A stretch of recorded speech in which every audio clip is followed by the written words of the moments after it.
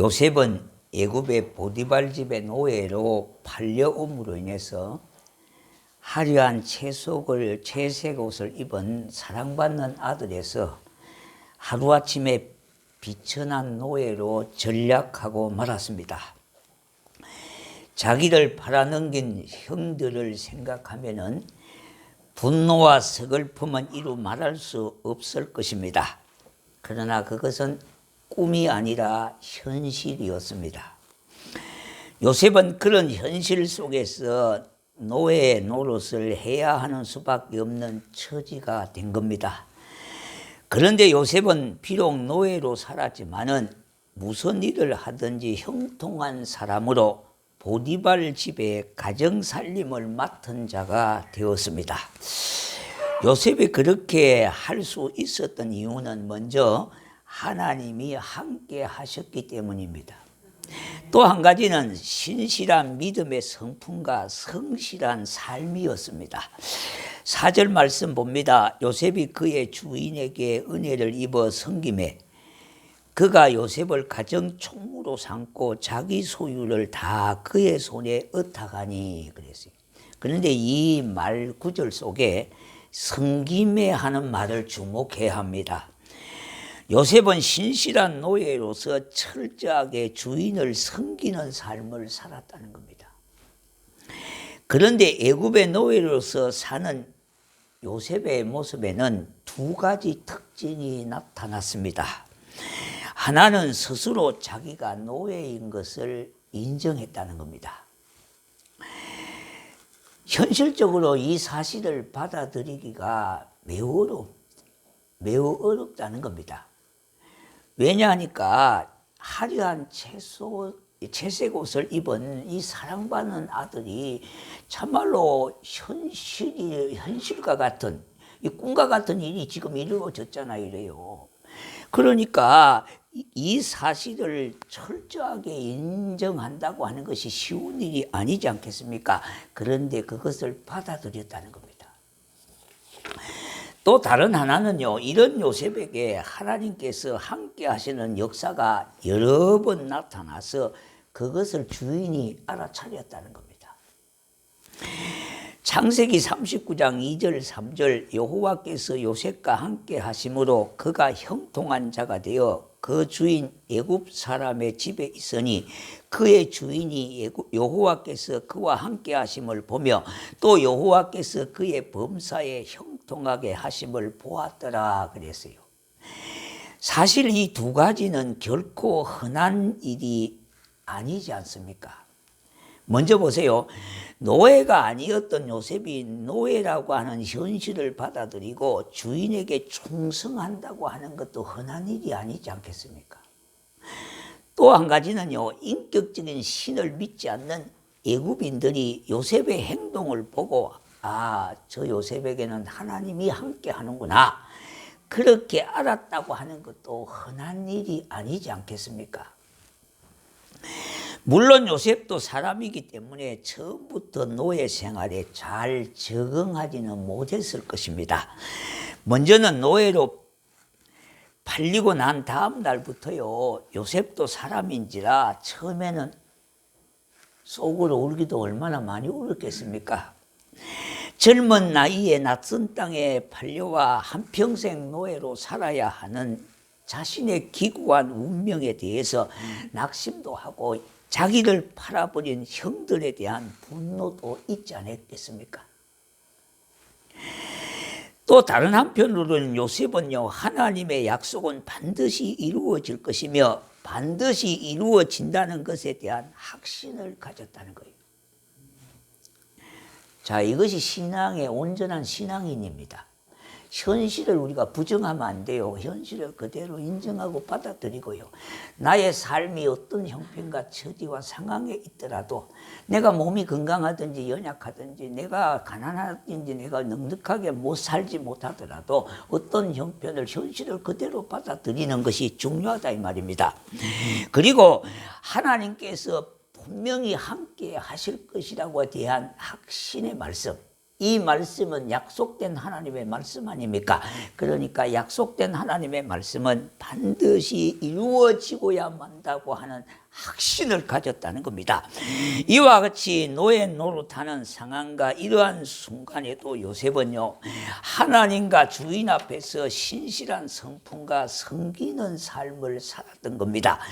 우리가 신앙생활에서 가장 뭡니까? 절망하고 낙심하는 것이 언제입니까? 극한 환난 속에 신음하는 내 기도를 예면하는 생각이 들 때에 하나님이 어디 계시며 계신다면 하나님이 이럴 수가 있느냐는 데에 대해서 의문을 품고 참으로 여기에 시험 드는 경우가 많습니다. 그러므로 하나님이 나와 함께 하신다는 증거라도 보여주신다면 믿겠다고 하는 경우도 있는 것입니다. 그러니까 어떤 현상을 보고 판단할 것이 아니라 어떤 상황을 보고 믿음을 가질 것이 아니라 하나님의 약속의 말씀을 붙들고 성도는 믿어야 되는 거예요. 세상 끝날까지 나와 함께 하신다고 말씀하셨잖아요. 하나님이 나와 함께 하신다고 하는 사실을 분명히 성경은 말씀하고 있지 않습니까? 그러니까 그 말씀을 믿어야 되는데 어떤 우리는 상황과 형편을 쫓아가다 보니까 우리의 신앙이 흔들릴 때가 너무 많다는 겁니다. 그러나 우리 하나님은 보혜사 성령을 통하여 나와 함께 하신다고 약속하고 있지 않습니까? 요한복음 14장 16절 내가 아버지께 구하겠으니 그가 또 다른 보혜사를 너희에게 주사 영원토록 너희와 함께 있으리니. 구원받은 하나님의 백성에게는 반드시 하나님이 내가 너와 함께 하리라고 약속하고 있는 거예요. 그리고 18절 보니까 14장 18절에 내가 너희를 고아와 같이 버려주지 아니하고 너희에게로 오리라 그렇게 말씀했어요. 더 나아가서요 갈라디아서요 6장 9절에 보니까 선을 행하다가 낙심하지 말지니 포기하지 아니하면 때가 이름에 거두리라 그렇게 말씀했다 이 말입니다. 이 약속의 말씀을 사실로 굳게 믿게 되면 우리의 신앙이 흔들림이 없는 거예요. 요셉은 이 약속의 말씀을 마음에 굳게 새겼다는 겁니다. 그러므로 하나님과 사람 앞에서 가장 잘 섬기는 자로 살아가리라 하는 마음을 가지고 열과 성을 다 했던 겁니다. 요셉은 주어진 터전에서 엉망이나 자신의 신세 타령이나 하고 형들에 대해서 은수를 갚아야 되겠다고 하는 분노의 칼을 갈았던 것이 아닌 겁니다. 주어진 환경 속에서 어떤 상황과 어떤 자리에서도 정직하게 신실하게 살기로 마음을 굳게 먹었던 것을 보게 되지 않습니까? 오늘 우리도요 말씀 속에서 한 가지 배워야 하는 사실이 있습니다. 그것은 바로 지금 상황이 아무리 힘들고 고통스럽다 하더라도 내가 속해 있는 이러한 이치에 있어서 하나님을 가장 잘 섬길 수 있는 최상의 기회라고 하는 사실을 깨달으셔야 돼요. 내가 주어진 지금 입장에서 하나님을 가장 잘 섬기는 최상의 기회가 된다고 하는 것을 깨달아야 된다는 겁니다. 우리 모두는 꼭 기억해야 합니다. 이 세상에는요 완전한 가정도 없습니다. 완전한 부부도 없고요, 완전한 직업도 없고요, 완전한 직장도 없고요, 완전한 교회도 없고요, 완전한 나라도 없습니다. 물론 좀 더 좋은 직업이 있고요, 좀 더 멋져 보이는 부부가 있고 좀 더 좋아 보이는 교회가 있고 좀 더 이렇게 좋은 세상이 있을 뿐이지요. 이 세상은 새 것이 없다는 겁니다. 왜? 해아에는 새 것이 없기 때문에 이 세상 어떤 것들이라도 온전한 것은 하나도 존재하지 않습니다. 때로 사람들은요 가정생활이나 직장생활이나 사업이나 사람들과의 갈등할 때가 있습니다. 그러므로 지금보다 더 나은 것을 찾고 그런 마음으로 직장을 옮겨보고 교회도 그렇게 하는 겁니다. 그런데 이 세상은요 내 마음에 맞는 직장과 내 마음에 맞는 부부도 없고 직업도 없고 교회도 없고 나라도 없습니다. 노마에 가면 노마의 법을 따르라는 말이 있듯이요, 내가 그것에 맞추어 나가야 하는 것만 남아있는 거예요. 그러니 아무리 현실이 힘들고 고통스럽다 하더라도 도망가려고 하지 마십시오. 문제는 도망가거나 피한다고 해결되는 것이 아닌 겁니다. 여러 가지 문제가 닥친다 해도요, 근본적인 문제의 해결책은 문제에 있음이 아니라 바로 나에게 있다는 거예요. 그런데 우리는 이 사실을 저와 여러분들이 너무 잘 모를 때가 있어요. 문제에 문제가 있는 것이 아니라 문제는 바로 나에게 있다고 하는 이 사실을 너무나 잘 몰라요. 우리가 오늘 말씀을 통해서 이와 같은 사실을 깨닫는 것이 은혜 아닙니까? 그러므로 우리는 지금의 이 현실을 오히려 하나님을 더 잘 섬기고 나의 정직과 성실을 보여주는 기회로 삼아야 하는 겁니다. 그럴 때에 비로소 시련 가운데 형통한 인생을 살 수가 있는 것입니다.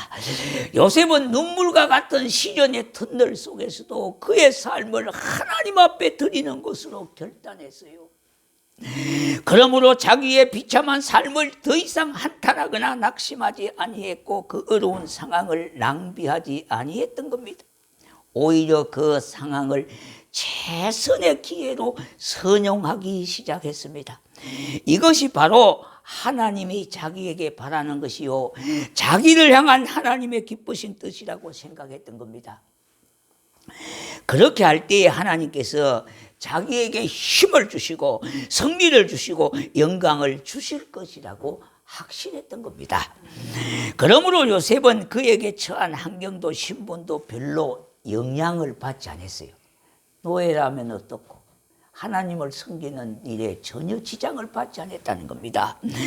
하나님이 그렇게까지 요셉에게 하신 이유가 뭘까? 우리가 여기에 대해서 한번 생각해 보아야 되지 않겠습니까? 왜 굳이 노예로까지 하나님이 팔려가게 했을까? 굳이 그렇게까지 하신 이유가 뭘까?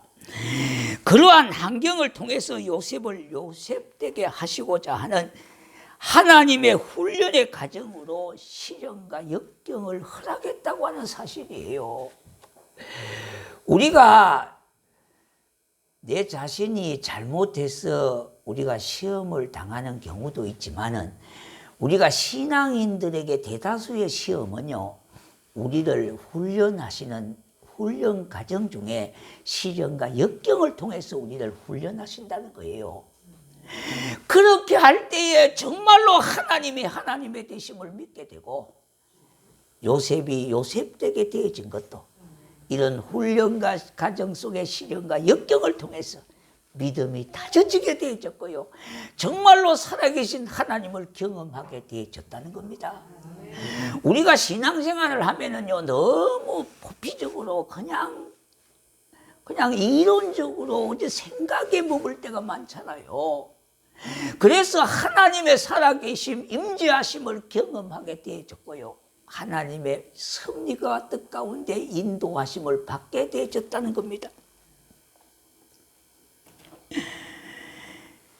그와 같은 사실을 우리가 인정하셔야 돼요. 하나님이 훈련하시는 과정 속에 시련과 역경이 있다는 겁니다. 그러한 요셉은 어떤 어려움 가운데서도 하나님의 영광을 위하여 하나님을 더 사랑하리라고 결심했던 겁니다. 우리 모두는 하나님의 영광을 위하여 나의 신실함과 정직함을 나타내고자 결단할 때에 우리 하나님은 그 현실을 능히 극복할 수 있는 능력을 채워주시는 하나님이십니다. 바로 그때 고통의 현실도 내게서 이제 멀어지게 되는 겁니다. 그러므로 우리도 어떤 환경과 상황에 처한다 하더라도 요셉처럼 하나님을 사랑하고 살기로 결심을 하는 겁니다. 얼마나 은혜로운 찬양입니까? 자꾸만 불러도 은혜가 되고 힘이 되는 찬양이 있습니다. 나의 힘이 되신 여호와여, 우리 1절 한번 같이 불러보도록 하겠습니다. 자, 우리 한번 불러보겠습니다. 시작요. 나의 힘이 되신 여호와여, 내가 주님을 사랑합니다. 주는 나의 반석이시며 나의 요새시라.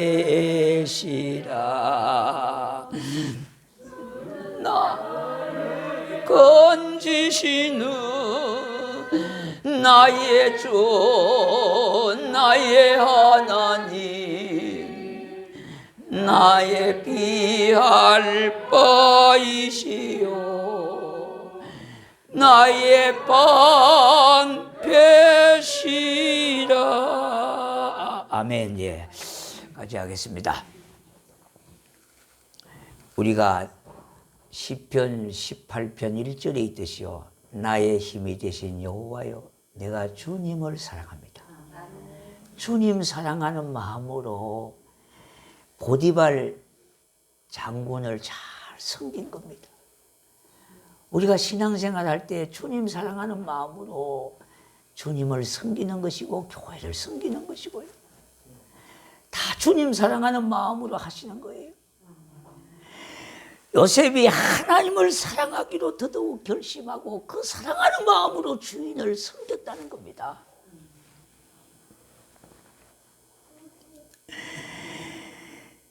이러한 마음으로 살았던 요셉은 진정한 자유인이 되어졌습니다.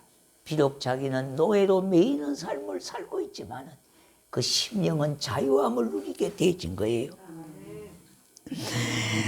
나는 하나님의 종이니 이제부터는 사람의 종처럼 살 수 없다는 마음, 더군다나 사람의 눈치를 보고 사는 것이 아니라 충성스러운 하나님의 종으로 살아가리라. 이것이 요셉에게 생긴 하나님의 백성으로 소신이었습니다. 이런 소신이 좀 있어야 되지 않겠습니까? 지금 육신은 보디발의 종으로 살지만은 진정 내 마음은 하나님의 종으로 살겠다는 각오와 남다른 소신이 있었던 겁니다. 그러니까 주인이 시켜서 하는 것만이 아니라 스스로 자기 일을 찾아 힘을 다하여 주인을 잘 섬기며 충성하였을 겁니다. 다시 말씀드린다면 하나님의 이름으로 주인을 섬겼어요. 다시 말씀드린다면 이 땅에 하나님과 같이 주인을 높이고 섬겼다는 겁니다. 그래서 이 본문에 보면은요, 요셉이 주인에게 은혜를 입어 주인을 잘 섬겼다고 그렇게 기록하고 있습니다. 그러니까 요셉은요, 하루를 살 때 대충 살지를 안 했어요. 어영부영 살지 않았다는 거예요. 그냥 하루를 땜하는 식으로 살지 않았다는 겁니다. 주인이 보든지 안 보든지 구분하지 아니하고 성실하게 주인을 섬겼던 겁니다. 그러니 어린 나이에 가정총무가 되어졌던 거예요. 여러분 보십시다. 자기보다 선임 노예들이 얼마나 많이 있겠습니까? 그죠? 나이 든 사람도 많이 있겠습니까? 그리고 이 요셉은요, 본국인이 아니에요. 애굽인이 아니에요. 타국인이라 타국인. 자, 그럼에도 불구하고 모든 노예들을 다 제치고 뭡니까? 단시일 내에 가정총무를 깨쳤던 겁니다. 예. 그는 하나님의 자존심과 자신의 명예를 걸고 최선을 다해 주인을 섬겼던 겁니다. 하나님을 사랑하는 마음, 그의 하나님의 영광을 위하여 최선을 다해 주인을 섬긴 겁니다. 4절에 보니까요, 요셉이 그의 주인에게 은혜를 입어 섬김에 그가 요셉으로 가정총무를 삼고 자기 소유를 다 그의 손에 얻어가니 그랬어요. 자, 보십시다. 요셉은 가정총무가 되었을 뿐만 아니라 보디발의 철저한 신임을 받게 됐어요. 그런데 보디발은 자신의 모든 소유를 요셉에게 맡겼는데 부인만 빼고 모든 재산을 다 임했을 정도입니다. 여러분, 이 자리에는요, 직장 생활을 하신 분도 있고 사업을 하시는 분들도 있지 않습니까? 그러나 우리는 직장의 종이나 일의 종로로 타는 것이 아니라 그 주인의 종로로 타는 것도 아니에요. 하나님의 종으로 그 직장에 파송을 받아 간 사람들이라는 거예요, 여러분. 내가 이 직장에 가서 당신의 종로로 타는 것도 아니고요. 내가 직장의 종로로 타는 것도 아니라 일의 종로로 타는 것이 아니라 하나님의 종으로 그 직장과 그 일을 소명을 맡았다는 거예요. 사명을 맡았다는 겁니다. 여러분, 소명이라고 하는 것은 부를 소자에 목숨명자예요. 하나님이 부르심은 뭡니까? 목숨같이 소중하다는 거예요. 하나님께서 우리에게 직업을 주시고 직장을 주시고 일을 주신 것은 소명의식이 있다는 거예요. 그게요. 우리를 구원해서 부른 것만 소명이 아니라 이 일에 뭡니까? 소명을 주셨다면은 그야말로 열과 성을 다하여 사명을 감당하셔야 된다 이 말이에요. 우리 그리스도인의 직업가는 바로 여기에요. 삶의 노동가는 여기에 있어요. 내가 여러분 직장을 가서 월급 타먹는다고 그 사람의 종로로 타고 눈치 보고 사는 것이 아니에요. 하나님의 종으로서요. 그 사람이 보든지 안 보든지 내 소임을 다하는 거예요. 하나님을 섬기듯 주인을 잘 섬기니까 뭡니까? 주인이 뭐요? 그의 삶을 보았더라는 겁니다. 그래서 주인이 그에게 뭡니까? 일을, 가정 총무의 일을 모든 소유를 맡겨주신 것 아닙니까? 그렇게 생각하고 믿으면서 성실하게 최선을 다하여 하나님을 섬기는 마음으로 섬김을 드린 겁니다. 그러므로 내가 하는 일이나 내가 다니는 직장으로 하나님이 나를 불러주셨다는 이 소명의식, 이 사명감 절대 잊어버리지 마셔야 돼요. 여러분 어느 곳을 가더라도 하나님께서 나를 이곳으로 불러주셔서 일을 맡겨주셨다고 하는 이 사명감, 먹고 살기 위해서 하는 걸로 생각하면 우리 인생이 얼마나 비참합니까? 예? 온갖 소리 다 들어가면서 그렇게 뭡니까? 월급 몇 푼 받는 것 같고 자꾸 그렇게 비교하면요. 인생 너무 비참하고 찌질해요. 비록 우리가 적게 받는다 하고 넉넉하게 받지 못한다 하더라도요. 이런 좀 뭔가 소신이 있고 뭡니까? 하나님의 자부심을 좀 가져야 돼요. 하나님의 백성으로서 자부감을 좀 갖고 그렇게 사시는 겁니다. 자, 예를 들어서요. 이런 자세로 살아간다면은 직장에서 상사들하고의 관계, 사업하는 여러 관계들 뭡니까? 이 관계도 원만하게 잘 이루어져서 복을 받게 되어지는 거예요. 자, 여러분 보십시다. 우리도 요셉이 그렇게 했듯이 그렇게 할 수 있지 않겠습니까? 요셉을 한번 보십시다. 3절을 다시 보니까 그의 주인이 여호와께서 그와 함께 하심을 보며 또 여호와께서 그의 범사에 형통하게 하심을 보았더라 그랬어요. 하나님은 보디발로 하여금 요셉은 과연 하나님이 함께하는 사람이요, 하나님이 함께 하심으로 그가 하는 일에 범사에 형통하다는 사실을 목격하게 되어졌어요. 그런데 그것뿐만 아니라 5절에 보니까 그가 요셉에게 자기의 집과 모든 소유를 주관하게 한 때부터 여호와께서 요셉을 위하여 그 애굽 사람의 집에 복을 내리심으로 여호와의 복이 그의 집과 밭에 있는 모든 소유에 미친지라 그랬어요. 그때부터 하나님은 요셉이 하는 일에 점점 복을 내려주시기를 시작했어요. 우리가 흔히 하는 말이 있지 않습니까? 우리 집 며느리는 복덩어리라는 말이, 복덩어리가 굴러들었다 이 말을 하잖아요. 그죠? 그 말 들어본 사람 계시죠? 예. 아마 있을 거예요. 근데 많지는 않겠죠. 그죠? 예. 좌우지간 있을 겁니다. 그러나 뭐 많지는 않을 겁니다. 그러니까 복덩어리가 굴러들어왔다는 말이죠. 하나님이 요셉 때문에 보디발의 집에 복을 내렸을 뿐만 아니라 요셉을 통하여 복이 그 집에 전달되게 되어졌어요. 전달. 이게 중요합니다. 오늘날 교인들도 두 종류의 교인이 있습니다. 먼저는요, 평생 복만 쫓아다니는 사람이 있어요. 이 복이 안 옵니다, 이런 분들은. 우리의 복은 어떻게 하냐니까, 그 다음으로 복이 저절로 따라오는 사람이 있어요. 내가 복하며 쫓아가는 게 아니에요. 그럼 점점 더 멀어져 버려요. 그야말로 하나님을 사랑하고 잘 섬기니까 복이 저절로 따라오더라. 하나님의 백성들은 이와 같은 삶이에요. 내가 어디를 가야 복이 있는 것이 아니에요, 여러분. 내가 가는 곳에 복이 따라오는 것을 말하는 겁니다. 그리고 자신만이 아니라 결국은 뭡니까? 복을 받은 것이 아니고 다른 사람에게도 복을 받게 하는 그런 사람이에요. 자, 여기 중요합니다. 내가 먼저 잘 되니까, 내가 하나님 앞에 형통한 삶을 사니까 나로 인하여 다른 사람이 잘 되더라는 거예요. 이게 중요합니다. 이 내가 먼저 하나님 앞에 잘 돼야 되겠죠. 그래야 나로 인하여 다른 사람도 잘 되는 거예요. 예. 이것이 바로 복의 통로자가 되는 거예요. 우리는 복의 통로자가 되는 거잖아요. 요셉이 그런 사람이었습니다. 주인이 그 사실을 알게 되었으니 어찌 요셉을 안 믿겠습니까?